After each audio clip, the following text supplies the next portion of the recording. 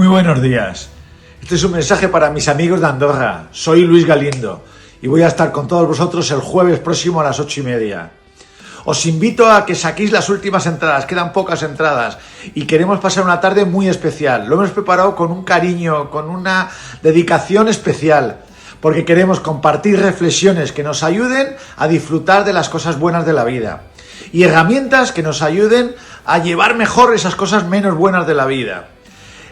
Todos los que estamos aquí muchos días sin darnos cuenta vamos en automático. Vamos a entrenarnos en disfrutar del día a día, de la familia, de los amigos, de nuestro trabajo.